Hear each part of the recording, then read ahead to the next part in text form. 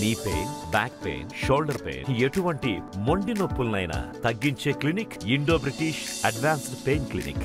భీమవరంలో రాజకీయ సమీకరణాలు అనేవి మారుతున్నాయి. గత కొన్ని రోజుల నుంచి కూడా వైసీపీ ఎమ్మెల్యే గ్రంథి శ్రీనివాస్ ఆధ్వర్యంలో వైసీపీలో భారీగా చేరికలు అనేవి జరుగుతున్నాయి. ప్రస్తుతం గ్రంథి శ్రీనివాస్ కూడా ఉన్నారు. సార్, మీ హయాంలో దాదాపు గత కొన్ని రోజుల నుంచి కూడా చేరికలు అనేవి బాగా జరుగుతున్నాయి. ఏంటి, ఏం మంత్రమే సార్? ఏం మంత్రం ఏమి కాదండి, మన బాధ్యతను మనం సక్రమంగా నిర్వహించడం. ఎందుకంటే ఈ 5 సంవత్సరాల మట్టి కూడా ప్రజలు చూస్తున్నారు, అందరికీ అందుబాటులో ఉండడం, ప్రజలు ఏదైనా సమస్య చెప్పిన వెంటనే స్పందించి వారి కోసం పనిచేయడం. దీన్నే కొంతమంది వక్రీకరిస్తున్నారు. ఎక్కడన్నా ప్రజలకు సంబంధించి అనేక సమస్యలు ఉంటాయి. ఒక మున్సిపల్ ఆఫీస్కి సంబంధించి ఎక్కడన్నా డ్రింకింగ్ వాటర్ సమస్య ఉన్నా, లేకపోతే డ్రైనేజీ సమస్య ఉన్నా, లేదా ఒక ఇంటికి సంబంధించి ప్లాన్ పెట్టుకున్నప్పుడు వాళ్ళకి రావడం ఆలస్యమైనా, లేదా ఒక స్థలానికి పన్ను వేయించుకునేటప్పుడు వాళ్ళకి అక్కడ సరైన అధికారుల నుంచి సహకారం లేకపోయినా, లేదా డేట్ ఆఫ్ బర్త్ సర్టిఫికేట్ లాంటి ఇబ్బందులు ఉన్నా, గతంలో ఏదైతే ఇటువంటి ఇబ్బందులు ఉన్నప్పుడు అట్లన్నింటినీ పరిష్కరించడానికి మేము ఉన్నామని చెప్పి ఇక్కడ మేము సిద్ధంగా ఉన్నప్పుడు మా దగ్గరికి వచ్చినప్పుడు మేము వెంటనే ఫోన్ చేసి అధికారులకు చెప్పి వాళ్ళకి ఆ పని అయ్యేటట్లుగా చూసేవాళ్ళం. అలాగే చాలామంది పాస్బుక్ల కోసం కానీ, లేదంటే సర్వే కోసం కానీ, లేదంటే క్యాస్ట్ సర్టిఫికేట్ల కోసం కానీ, ఇలా చాలా సమస్యల మీద కొంతమంది పాస్పోర్ట్లకు సంబంధించి పోలీసు అధికారులు మాట్లాడమని చెప్పడం కానీ, లేదా ఏదైనా వివాదాలు వచ్చినప్పుడు ఎవరన్నా ఇద్దరు దెబ్బలాడుకున్నప్పుడు వాళ్ళ సయోధ్య కోసం ఏదన్నా పోలీసులు బాగా స్పందించినప్పుడు, నిజంగా ఎక్కడన్నా దొంగతనం జరిగినప్పుడు వెంటనే పోలీసులు శాసనసభ్యుడిగా అందుబాటులో ఉన్న వాళ్ళకి వచ్చి, సార్ పోలీసులకి చెప్పి కొద్ది చర్య తీసుకోమని, వాడు తొందరగా మాకు ఏదన్నా రికవరీ అయ్యేటట్టు చూడమని, దొంగల్ని పట్టుకోమని చెప్పి అడగడం ద్వారా మా ద్వారా ఫోన్లు చేయించుకోవడం కానీ, ఇలా ప్రజలకి అందుబాటులో ఉండే వాళ్ళు అడిగిన దానికి స్పందించి అధికారులతో మాట్లాడటం అనేది ఎప్పటికప్పుడు జరుగుతుంది. ఇవాళ మనం చూసుకుంటే ఒక వారం రోజుల క్రితం ఏదైతే ఎడిషనల్గా మనం ధాన్యాన్ని స్వీకరించవలసి వచ్చిందో ప్రభుత్వం, ఏదైతే దానికి సంబంధించి వాళ్ళకి రైతులకి డబ్బులు పడకపోతే రైతులు వచ్చి రిక్వెస్ట్ చేయడం జరిగింది. వెంటనే కలెక్టర్ గారితో మాట్లాడడం జరిగింది. అలాగే సివిల్ సప్లైస్ మినిస్టర్ గారితో మాట్లాడడం జరిగింది. మాట్లాడిన తర్వాత మాట్లాడిన వారం లోపు వాళ్ళందరికీ కూడా వాళ్ళ అకౌంట్లో రైతులకు సంబంధించిన ధాన్యానికి సంబంధించిన డబ్బులు పడినాయి. ఇలాగా ఏ ఒక్క సమస్య వస్తే ఆ సమస్యకి వాళ్ళే పరిష్కరించుకోవచ్చు, వాళ్ళే అధికారుల దగ్గరికి వెళ్ళాలి తప్ప శాసనసభ్యుల దగ్గరికి వెళ్ళడం అవసరం లేదు. అంటే ఎందుకు అవసరం వస్తారు? అధికారులు ఎక్కడన్నా పని చేయబోయినప్పుడు, సమస్య ఉన్నప్పుడు, ఇబ్బంది ఉన్నప్పుడు అధికారులకు చెప్పించుకోవడానికి ఎమ్మెల్యే దగ్గరికి రావడం జరుగుతుంది. దీన్ని కూడా వక్రీకరించే పరిస్థితులు మనం చూసాం. కానీ దాన్ని ప్రజలు గ్రహించారు. మనకి ఏదన్నా ఉంటే కనుక సమస్య వస్తే శాసనసభ్యుడి దగ్గరికి వెళ్తే కనుక వెంటనే స్పందిస్తాడు. అంతేకాకుండా అభివృద్ధికి సంబంధించి ఈ నియోజకవర్గంలో మనం చేసిన అభివృద్ధి కానీ, అందుబాటులో ఉండడం కానీ, స్పందించడం కానీ, అలాగే జగన్మోహన్ రెడ్డి గారి నాయకత్వంలో ఈ రాష్ట్రంలో ప్రజలకి ఇంచుమించు 3,50,000 కోట్లు పైబడి వాళ్ళందరికీ కూడా ఎక్కడ కూడా కరప్షన్ లేకుండా, అవినీతి లేకుండా అందరికీ కూడా సంక్షేమ కార్యక్రమాలు అందించడం జరిగింది. మనం ఒక్క విషయాన్ని గ్రహించుకుంటే కనుక గతంలో 75 రూపాయలు పెన్షన్ ఇచ్చే టైంలో, చంద్రబాబు నాయుడు గారి టైంలో 75 రూపాయల పెన్షన్, కొత్త పెన్షన్ రావాలంటే కనుక ఏమనేవారంటే కనుక ఏదైనా ఖాళీ అయితే కనుక పెన్షన్ ఇస్తామని చెప్పేవారు. ఖాళీ అయితే పెన్షన్ అంటే ఆ వృద్ధురాలు వెళ్ళి అడిగితే కనుక ఏమనేవారంటే, నీ ఇంటి ఎదురుగుండా ఇంకొక ఆవిడ పెన్షన్ తీసుకుంటుంది కదా, ఆవిడ చనిపోతే కనుక అప్పుడు అది ఖాళీ అవుతుంది, ఆ పెన్షన్ నీకు ఇస్తారనే దౌర్భాగ్యమైన పరిస్థితి చంద్రబాబు నాయుడు గారి పరిపాలనలో మనం చూసాం. అలాగే ఒక రేషన్ కార్డు కూడా పెళ్ళయ్యి పిల్లలు పుట్టి పిల్లలు కూడా కాలేజీల్లోకి చేరినప్పటికీ కూడా రేషన్ కార్డు రాని పరిస్థితి చూసాం. అప్పట్లో రాజశేఖర రెడ్డి గారు వచ్చిన తర్వాత ఇప్పుడు జగన్మోహన్ రెడ్డి గారు వచ్చిన తర్వాత కూడా 6 నెలలకు ఒకసారి కొత్త పెన్షన్స్ ఇవ్వడం, 6 నెలలకు ఒకసారి రేషన్ కార్డులు ఇష్యూ చేయడం, ఆరోగ్యశ్రీ కార్డులు ఇష్యూ చేయడం, ఇలా ప్రతిదీ కూడా ఎప్పటికప్పుడు కంటిన్యూ జరగడం. అంతేకాదు, ఏదైతే గతంలో మన రాజశేఖర రెడ్డి గారు ఉన్నప్పుడు పేదవాళ్ళ సొంత ఇంటి కల నెరవేర్చడానికి స్థలాలు ప్రభుత్వ స్థలాలే కాకుండా ప్రైవేటు స్థలాలు రైతుల నుంచి సేకరించి కొని వాళ్ళకి స్థలాలు ఇవ్వడం జరిగింది. అలాగే మళ్ళీ తర్వాత జగన్మోహన్ రెడ్డి గారు వచ్చిన తర్వాతే పేదల కోసం, ఇళ్ల స్థలాల కోసం, పేదల సొంత ఇంటి కల కోసం ప్రభుత్వ భూమే కాకుండా రైతుల నుంచి భూమి సేకరించి సుమారు ఈ రాష్ట్రంలో 10,000 కోట్లకు పైబడి ఖర్చు పెట్టి భూసేకరణకి మరి 31 లక్షల మందికి ఇళ్ల స్థలాలు ఇవ్వడం జరిగింది. ఇలాగా సొంతింటి కల నెరవేర్చడమే కాకుండా ఆరోగ్య భద్రతను కల్పించడమే కాకుండా పిల్లలకి విద్యని హక్కుగా ఇవ్వడమే కాకుండా అవ్వాతాతలకి అందరికీ కూడా పెన్షన్లు అర్హులైన వాళ్ళందరికీ కొత్త పెన్షన్లు ఇచ్చుకుంటాం.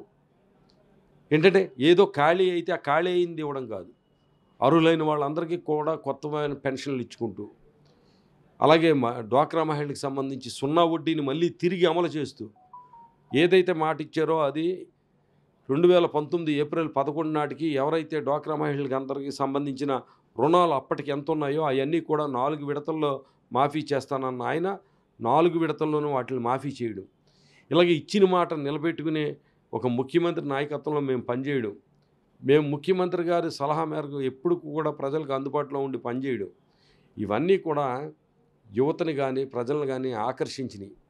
ఇవాళ భీమవరం అభివృద్ధి విషయంలో, పట్టణం అభివృద్ధి విషయంలో నేను తీసుకున్న గతంలో 5 సంవత్సరాల్లో కానీ ఇప్పుడు కానీ నేను తీసుకున్న చర్యలు కానీ, నా ఆలోచన విధానాలు కానీ, ఒక విజన్ కానీ, నాకున్న విజన్ కానీ, ఇవన్నీ కూడా యువతని ప్రజల్ని ఆకర్షించి మళ్ళీ గ్రంథి శ్రీనివాస్ గారి నాయకత్వంలో పనిచేద్దామని. ఎందుకంటే గతంలో 2019లో ఇక్కడ పవన్ కళ్యాణ్ గారు పోటీ చేశారు, ఒక రాష్ట్ర పార్టీ అధ్యక్షుడు. ఆయన ముఖ్యమంత్రి అభ్యర్థిగా ఇక్కడ పోటీ చేశారు. ఆయన అభిమానులు కానీ, ఆయన తర్వాత ఆయనంతగా నన్ను అభిమానించే, ఆయనంత కాకపోయినా కొద్దిగా ఆయన తర్వాత నన్ను అభిమానించేవాళ్ళు వాళ్ళందరూ కూడా చాలామంది పవన్ కళ్యాణ్ గారు ఇక్కడ పోటీ చేయకపోవడం వల్ల, సరే ఇక్కడ భీమవరానికి సంబంధించి మనకి గ్రంథి శ్రీనివాసే పవన్ కళ్యాణ్ గారి తర్వాత మనకి గ్రంథి శ్రీనివాసే అని చెప్పి కాపు యువతలో కానీ, ఇతర బీసీ ఎస్సీ వర్గాల్లో కానీ పవన్ కళ్యాణ్ని అభిమానించేవాళ్ళు కానీ, పట్టణ అభివృద్ధిని దృష్టిలో పెట్టుకున్న వాళ్ళు కానీ, వీళ్ళందరూ కూడా ఇవాళ గ్రంథి శ్రీనివాస్ గారు మళ్ళీ రావాలి, మళ్ళీ ఒక 5 సంవత్సరాలు ఈ నియోజకవర్గం అభివృద్ధి చెందాలి. నిజంగా ఏ ఒక్క వ్యక్తి అయినా సరే, ఎవడు కూడా నాకు తెలుసుండే ఏ ఎమ్మెల్యే కూడా మంత్రి పదవిని త్యాగం చేయడు జిల్లా కోసం, ప్రజల కోసం. మనకి మంత్రి పదవిని వదులుకుని ప్రజల కోసం, జిల్లా కేంద్రం కోసం నిలబడ్డ వ్యక్తి. ఇవన్నీ కూడా ఆలోచన చేస్తున్నారు. ఆలోచన చేసి వాళ్ళ వందలాదిగా వైఎస్ఆర్ కాంగ్రెస్ పార్టీలో జాయిన్ అవుతున్నారు. ఇవాళ జాయిన్ అయ్యి ఈ పార్టీని నన్ను బలోపేతం చేయడానికి మేమంతా సిద్ధం అని చెప్పి వాళ్ళందరూ వస్తున్నారు.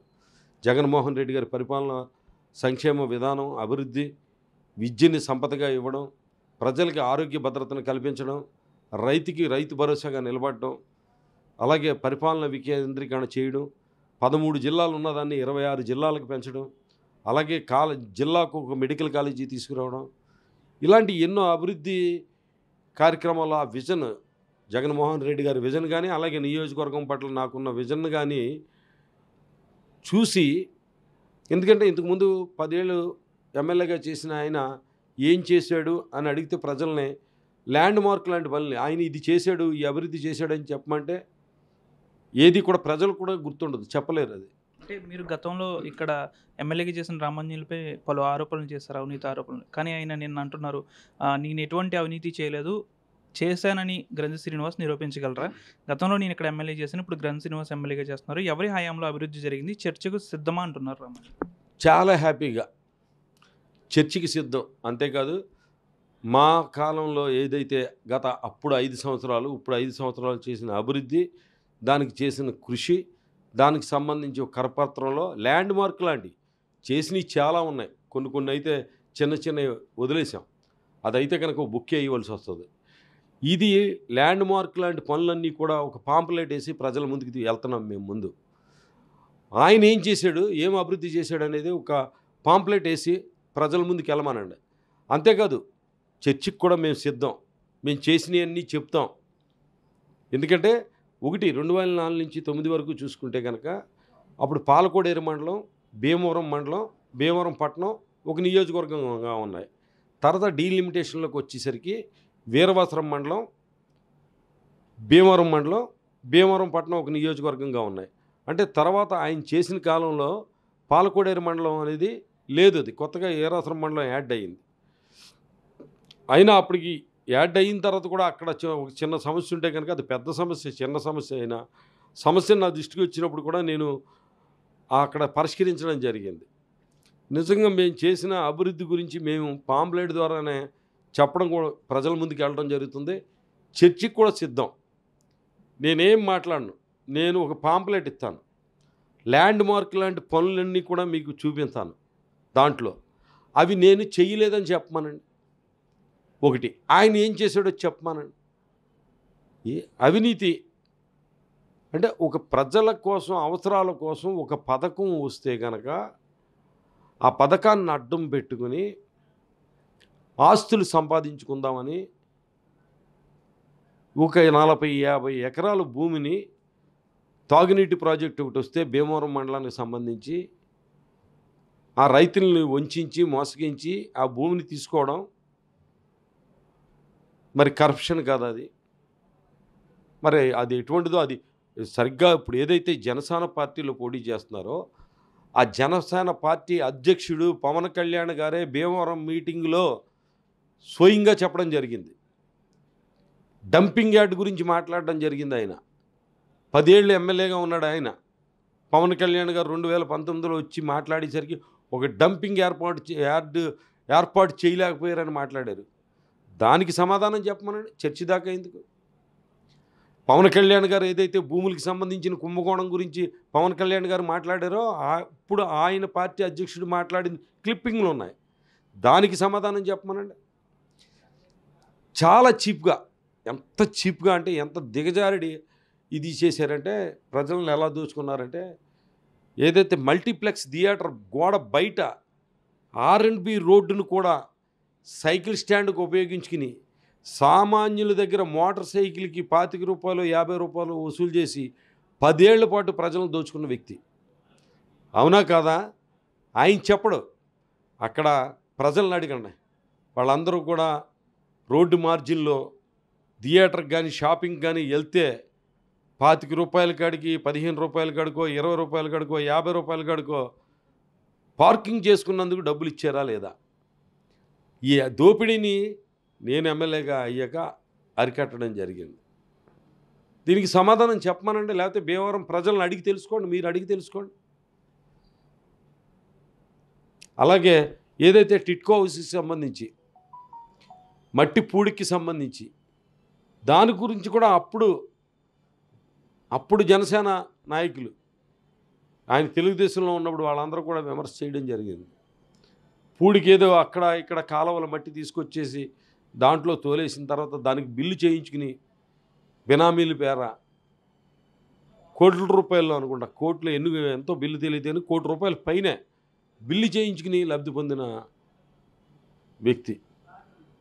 ఇవన్నీ క్లియర్గా కనపడుతున్నాయి, స్పష్టంగా మన కళ్ళకు కనపడుతూ ఉంటే ఇంకా బొంకుతూ ఉంటే ఇంకది నిజమైన గతంలో రాజకీయ నాయకులంటే ప్రజలకి ఎలాగైతే విశ్వాసం కోల్పోయారో దొంగలేలో అబద్ధాలే మాట్లాడతారు రాజకీయ నాయకులంటే అని ప్రజలకు ఒక గట్టి బలమైన అభిప్రాయానికి వచ్చేసారో మళ్ళీ ఆ అభిప్రాయం దిశగా, ఎందుకంటే జగన్మోహన్ రెడ్డి గారు నాయకత్వంలో విశ్వసనీయతకి రాజకీయ నాయకులంటే ఇలా ఉండాలి, మాట ఇస్తే మాట తప్పరు, అమలు ఏ చెప్పారంటే చేస్తారు, మాట ఇస్తే మడమ తిప్పరు అని రాజకీయ నాయకుల మీద విశ్వసనీయత కల్పించే విధంగా జగన్మోహన్ రెడ్డి గారి పరిపాలన కానీ ఇక్కడ మేం కానీ అంటే ఒక పదవి తీసుకున్న వ్యక్తి ఒక పరిపాలనలో ఒక ఎమ్మెల్యే హోదాను అనుభవించడమే కాదు, ఈ నియోజకవర్గ ప్రజలకు అవసరమైతే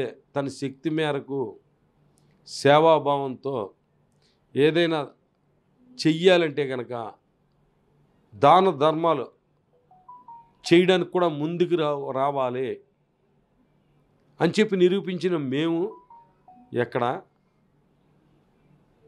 ప్రజల కోసం ప్రభుత్వ పథకాలు వస్తే దాని ద్వారా భూములు సేకరించుకుని ఆస్తులు పెంచుకుందాం అనేది ఆలోచన ఉన్న ఆయన ఎక్కడ? ఇది వీరవసరం ఉన్న మండలంలో కూడా అటువంటి పీడబ్ల్యూ వాటర్ స్కీము ఏదైతే రక్షిత మంచినీటి పథకానికి సంబంధించిన ఒక స్కీమ్ వచ్చిందో దాన్ని అక్కడ కూడా ఇలా భూ సేకరించాలంటే కనుక రైతులందరూ వాళ్ళు స్వయంగా నా పేరును రాయండి, మీరు ఇబ్బందుల్లో పడతారేమో అని అంటే తెలివైన ప్రజలు మేము డైరెక్ట్గా ప్రభుత్వానికి భూమిని ఇస్తాం తప్ప మేము ఇంకొకళ్ళ పేరున ఎవరి పేరున రాయమంటే నాకు ఉపయోగం లేనిది ఎందుకని అంటే అక్కడ స్కీము 12 ఎకరాలు అండలూరు గ్రామంలో పెట్టడం జరిగింది. 50 ఎకరాలు చెరువు తవ్వి వీరవాసరం మండలంలో ప్రతి ఒక్కళ్ళకి కూడా ప్రతి ఊరికి కూడా స్వచ్ఛమైన డ్రింకింగ్ నీరు అందించవలసిన స్కీమ్ని ఒక 12 ఎకరాల్లో పెట్టి ఇవాళ వీరవాసరం ప్రజల్లో తాగునీటి సమస్యకి ఇబ్బందులు పడుతున్నారంటే దానికి కారణం ఎవరండి?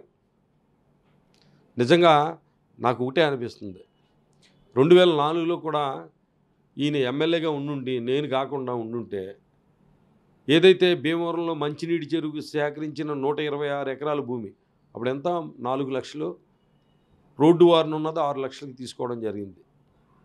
ఆ 126 ఎకరాలు కూడా ఈయన పేరునే రాయించుకుని ఆ పథకాన్ని తెలివితేటలు ఇచ్చే ఉండేవారు. కానీ మేము అలా చేయలా. 126 ఎకరాలు సేకరించి 60 ఎకరాల్లో 9 కోట్లు పెట్టి చెరువు తవ్వించాం. అలాగే 82 ఎకరాలు ఇవాళ టిట్కో హౌసెస్ కట్టిన 82 ఎకరాలు సేకరించాం, సుమారు 22 లక్షలు 23 లక్షలు పెట్టి. ఆ 82 ఎకరాలు పేదలకి ఇవాళ సుమారు అందరికీ కూడా ప్లాట్లు ఇవ్వడం జరిగింది. అదే ఆయన ఎమ్మెల్యేగా ఉంటే కనుక ఆ 82 ఎకరాలు కూడా ఇవాళ అంజిబాబు గారి పేరున ఉండేది. ఇప్పుడు మళ్ళీ ఎమ్మెల్యే అయిన తర్వాత సుమారు 75 ఎకరాల గునుపూడి లేఅవుట్లో భూమి సేకరించడం జరిగింది. అది కూడా పేదల సొంత ఇంటి కలను నెరవేర్చడానికి. నిజంగా ఈ 2009 నుంచి ఇప్పుడు దాకా ఆయన ఎమ్మెల్యేగా ఉంటే కనుక ఆ 75 ఎకరాలు కూడా ఆయన పేరున రిజిస్ట్రేషన్ అయ్యుండి, అంటే పేదలకి సొంతిల్లు ఇవ్వాలనే ఒక ఆలోచనతో ఒక ముఖ్యమంత్రి పనిచేస్తూ ఉంటే పేదల సొంతింటి కల వ్యవహారాన్ని కూడా స్వార్థానికి ఉపయోగించుకుని భూములు రాయించుకునే మనస్తత్వం ఉన్న వ్యక్తి ఛాలెంజీలు చేయడం, చర్చకి సిద్ధం అంటే ఇప్పుడు నేను చెప్పిన దానికి సమాధానం చెప్పానండి. వీటికి అన్నిటికి కూడా సమాధానం చెప్పండి, కూర్చుని చర్చించుకోకర్లా. కావాలంటే చర్చించుకుందాం తప్పనిసరిగా. ఆయన ఏం చేశాడో చెప్పమనండి. నేను కూడా చర్చిలో నేను ఆయన అవినీతి గురించి మాట్లాడను, ఆయన చేసిన తప్పుల గురించి మాట్లాడను. నేను చేసిన అభివృద్ధి గురించి చెప్తాను, ఆయన చేసిన అభివృద్ధి గురించి చెప్పమనండి. ల్యాండ్ మార్క్ లాంటివి చెప్పమనండి. ఏమన్నా భీమవరం మండలానికి చెరువు తవ్వించాడా? లేవన్నా పేదలకి ఇళ్ళు స్థలాలు సేకరించడానికి ఏమన్నా పేదల సొంత ఇంటికి నెరవేర్చడానికి ఏమైనా భూమి సేకరించాడా? నాకు మళ్ళీ 700 ఇళ్ళు ఇందిరమ్మ కాలనీ కట్టించాడా? టిట్కో ఇళ్ళు కట్టిన 82 ఎకరాలు ఇలాంటిది ఏమన్నా సేకరించాడా? ఏమన్నా ఒక మంచినీటి చెరువు తవ్వించాడా? కనీసం నేను శాంక్షన్ చేయించిన బిజ్జులు యనమదుర్రు ట్రైన్ మీద 4 బిజ్జులు శాంక్షన్ చేయితే 3 నిర్మాణం జరిగినాయి. నేనుండగానే టెండర్లు పిలవడం జరిగింది. 3 ఒక బిజ్జి కట్టించలేకపోయారు ఆయన. కాంట్రాక్టర్లు ఒప్పించి 3వ బిజ్జి పూర్తి చేయించలేకపోయాడు ఆయన. బ్రిడ్జిల నిర్మాణం అయిన తర్వాత 5 ఏళ్ల పాటు ఆకాశాన్ని చూస్తూ ఉన్నాయి. రోడ్లకు అనుసంధానం చేయలేకపోయారు ఆయన. అరే నాకు మళ్ళీ ఏమన్నా 700-800 ఎకరాలు ఎవరికన్నా భూ పంపిణీ చేయించాడు ఆయన. ఇదిగో నేను అన్నీ కూడా చేసి చెప్పగలను. ఆయన అటువంటి ల్యాండ్ మార్క్ లాంటివి. అలాగే భీమవరం G&V కెనాల్ ఇక్కడి నుంచి భీమవరం నుంచి దొంగబండి దాకా మనం చూసుకుంటే కనుక అలా గోట్లపాడు ఏరియా కానీ ఏదైతే పంటకాలం ఉందో దానికి అంతటికీ కూడా సీసీ లైనింగ్ చేయించాను నేను డెల్టా మోటరైజేషన్లో. ఎందుకంటే ఇక్కడ మొదలైన నీరు చివరి వరకు కూడా స్వచ్ఛంగా వెళ్ళాలని. ఎందుకంటే యనమదుర్రు డ్రైన్ నుంచి చాలామంది చెరువుల కోసం యనమదుర్రు డ్రైన్కి పైపులు పెట్టేసి యనమదుర్రు నుండి మొలాసిస్ నీరు అంతా కూడా పంట కాలువల్లోకి వచ్చేసి చివరికి వెళ్ళేసరికి పంట కాలువలో కింద గ్రామాలకి అసలు ఆ మొలాసిస్ నీరు మిక్సింగ్ అయిపోయిన కలుషిత నీరు కిందకి వెళ్తూ ఉంటే తాగడానికి కూడా ఇబ్బంది పడుతున్న పరిస్థితుల్లో దానికి సీసీ లైనింగ్ చేయించింది. కింద వరకు కూడా చివరి వరకు కూడా స్వచ్ఛమైన పంట నీరు వెళ్ళేటట్టుగా అది తాగునీరుగా ఉపయోగపడేటట్లుగా నేను అభివృద్ధి చేశాను. ఆయన ఏం చేశాడు, దాని మీద ఒక ఇది పెట్టడం జరిగింది. ఏంటంటే సోలార్ సిస్టమ్. మరి ఎవరికి ఇచ్చారో ఎలా ఇచ్చారో దాంట్లో ఏం జరిగిందో మరి నాకైతే తెలియదు, కానీ ఏదో స్కామ్ ఉండే ఉంటుంది అనుకుంటాను. అలాగే ఇంచుమించు ఎన్నో సబ్స్టేషన్లు, ఎన్నో వంతులు, ఇంచుమించు 10 వంతులు, ఆగిపోయిన నాగిడిపాలెం బ్రిడ్జిని కూడా 5 ఏళ్ళు కష్టపడి టెండర్ తీసుకొచ్చి దానికి డబ్బు శాంక్షన్ చేయించి ఇవన్నీ కృషి చేస్తే ఆ తర్వాత అది నిర్మాణం కంప్లీట్ అవ్వడం జరిగింది. లోసర్ బ్రిడ్జి R&B మినిస్టర్గా ఉన్న జక్కంపూడి రామ్మోహన్ రావుని అర్ధరాత్రిగా తీసుకెళ్లి బ్రిడ్జి దగ్గరికి చూపించి ఆ కాంట్రాక్టర్ పని నిలుపుదల చేస్తే జక్కంపూడి రామ్మోహన్ రావు గారు కీర్తిశేషులు అప్పుడు R&B మినిస్టర్గా ఉన్నారు, ఆయనతో చెప్పి ఆ బ్రిడ్జి నిర్మాణం త్వరితగతిన పూర్తి చేయడానికి మేము పనిచేయడం జరిగింది. అంతేకాదు నేను కానీ, ఎస్టిమేట్స్ కమిటీ కానీ, లేదంటే అప్పుడు ఇరిగేషన్ మంత్రి కానీ, అలాగే కృష్ణా జిల్లా ఎమ్మెల్యేలు కానీ, సర్రాజు గారు కానీ, మేము కానీ అందరం కూడా పడవలో కింద వరకు వెళ్ళి ఏదైతే సీమౌత్ క్లోజ్ అయిపోయిందో, సీమౌత్ను ఓపెన్ చేయించడానికి మేము ప్రయత్నం చేయడమే కాకుండా రెగ్యులేటర్లు కట్టాలి, కొల్లేరులో నీరుండాలి, ఉప్పు నీటి కయ్యలుగా ఉన్న ఈ తీర ప్రాంతం అంతా కూడా భవిష్యత్తుకి ఒక 30 ఏళ్ళకో 40 ఏళ్ళకో 50 ఏళ్ళకో ఉప్పు నీటి కయ్యలుగా మారిపోయిన భూములన్నీ కూడా సారవంతమైన భూములు కావాలంటే రెగ్యులేటర్లు నిర్మించాలని చెప్పి మేము చేసిన ప్రయత్నం కానీ ఎన్నో ఉన్నాయి చెప్పాలంటే. ఎంతగా నియోజకవర్గం ఈ ప్రాంతం అభివృద్ధి కోసం ఒక విజన్ తోటి, ఆలోచనతోటి పనిచేస్తున్న మమ్మల్ని ఆయనతో పోల్చడం అంటే చాలా ఆశ్చర్యంగా ఉంటుంది. అది చెప్తాం, గ్యారంటీగా చర్చకి సిద్ధమే, మేము చేసినవి చెప్తాం. ఆయన ఏం చేశాడో ఒక్కటి చెప్పమానండి. సైకిల్ స్టాండ్ దగ్గర R&B రోడ్ని సైకిల్ స్టాండ్గా ఉపయోగించుకుని మధ్య తరగతి ప్రజల దగ్గర మోటార్ సైకిల్కి డబ్బులు వసూలు చేశాడని చెప్పుకుంటాడా? ఆ భూములు నా పేరును రాయించుకున్నాను, ఆ రాయించుకున్న తర్వాత ఏమైందంటే పాపం రాజశేఖర రెడ్డి గారు చనిపోయాడు. ఆయన చావును కూడా ఆయన స్వార్థానికి ఉపయోగించుకుంటూ ఉంటే ఆయన మరణాన్ని కూడా, ఆయన మరణించారు కాబట్టి స్కీమ్ వెనక్కి వెళ్ళిపోయిందంట. ఎవరన్నా నవ్వుతారు. మరి ఇక్కడ ఎందుకు చేయలేకపోయారు?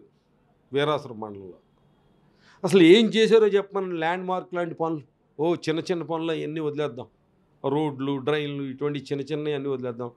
ఇవాళ ప్రతి గ్రామంలో కూడా సచివాలయం, RBK, వెల్నెస్ సెంటర్ ప్రతి గ్రామానికి వెళ్ళండి. అలాగే పట్టణంలో చూసుకోండి, చాలా చోట్ల సచివాలయ నిర్మాణాలు, వెల్నెస్ సెంటర్లు, ఇవన్నీ కనపడుతుంది ఎదురుగుండా. చెప్పమనండి, చర్చకి సిద్ధం. రాష్ట్రంలో సీఎం జగన్మోహన్ రెడ్డి చేసిన అభివృద్ధి, ఇక్కడ నేను చేసిన అభివృద్ధితోటే అనేక మంది యువత వైసీపీలో చేరుతున్నారు. ముఖ్యంగా కాపు యువత అనేక మంది గత కొన్ని రోజులుగా వైసీపీలో చేరుతున్నారంటారు. అంతేకాకుండా మాజీ ఎమ్మెల్యే పులపర్తి రామాంజనేయులు తనపై చేసిన ఆరోపణలకు బహిరంగ చర్చకు నేను సిద్ధంగానే ఉన్నాను, రామాంజనేయులు సిద్ధమా అంటూ కూడా గ్రంథి శ్రీనివాస్ ఆరోపిస్తున్నారు. వీడియో జర్నలిస్ట్ శేఖర్తో మనోజ్, RTV, భీమవరం నుంచి. మరిన్ని వీడియోస్ కోసం ఛానల్ ని సబ్స్క్రైబ్ చేయండి, లేటెస్ట్ అప్డేట్స్ కోసం వాట్సాప్ ఛానల్ ని ఫాలో చేయండి, అండ్ లింక్ డిస్క్రిప్షన్ లో ఉంది.